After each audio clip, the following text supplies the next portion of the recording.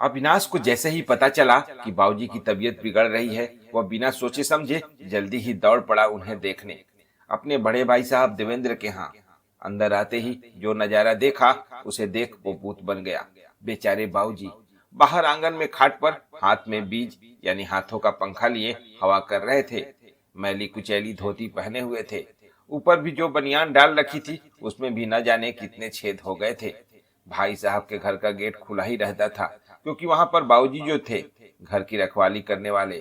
थोड़ी देर के लिए अविनाश चुपचाप दरवाजे के कोने से खड़ा हो गया। तभी उसने देखा कि उसकी भाभी बाबूजी के लिए थाली में खाना लेकर आई और थाली जोर से खिसकाते हुए उनकी तरफ बढ़ा दी और नाक सिकुड़ते हुए जाने लगी। तभी बाबूजी ने कहा, बहू फिर आज सूखी सब्जी बना दी, गले के नीचे कैसे उतरेगी, दांत ना है एक भी। तभी तो पानी दिया है ना पापा जी, साथ में उतर जाएगी। सब्जी ना अच्छी लगे तो पानी में डुबोकर खा लीजिएगा।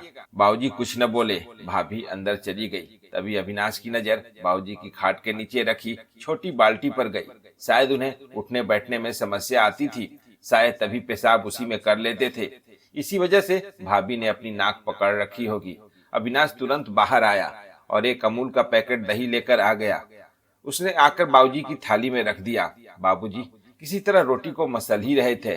तभी थाली में दही देखकर उन्होंने अपनी नजर ऊपर की ओर करी। अरे लल्ला अविनाश, तू कैसे आ गया यहाँ? बाबूजी तुमने तो बताई ना कि तुम्हारी तबीयत बहुत खराब है। वो तो किशन चाचा ने फोन किया कि बाबूजी हाँफ रहे हैं, उनकी सांस तेज चल रही है।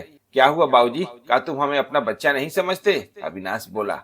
अरे कोई बात नहीं है लल्ला, ठीक हूँ मैं। तभी देवेंद्र भाई साहब भी आ गए। अविनाश तू क्या कर रहा है यहाँ? भाई साहब पता चला कि बाबूजी की तबीयत ठीक नहीं है, इसीलिए उन्हें देखने चला आया। तेरा बड़ा भाई है ना, उन्हें देखने के लिए क्यों अपना समय खराब कर रहा है? जा अपना घर परिवार देख। बाबूजी की ऐसी हालत है भाई साहब, देखिए कैसे आपने आंगन में ऐसी गर्मी में उन्हें छोड़ दिया है। और यह कपड़े, क्या कभी बाबूजी ने नौकरी करती समय इस तरह कपड़े पहने थे? बताइए भाई साहब, कैसे ठाठ से रहते थे बाबूजी अपनी मूछों पर ताव देते हुए। अब ऐसी हालत न देखा जाता।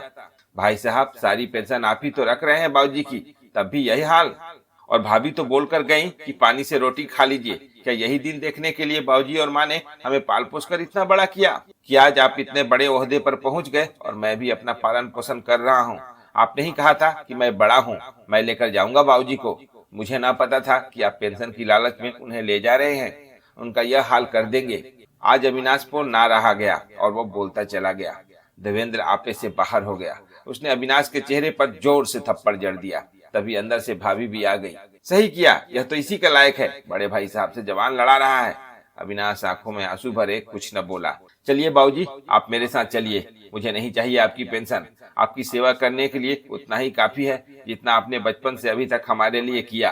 अविनाश बाबूजी के कुछ कपड़े थैले में रखकर बाबूजी को अपने साथ लेकर घर की ओर जाने लगा।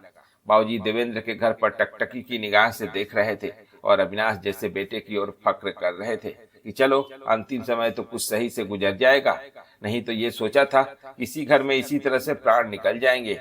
उन्होंने ऊपर वाले का शुक्रिया अदा किया, ना जरूरत उसे पूजा और पाठ की जिसने सेवा करी अपने माँ बाप की। मुझे इस दुनिया में लाया, मुझे बोलना चलना सिखाया और माता पिता तुम्हें बंधन, मैंने किस्मत से तुम्हें पाया।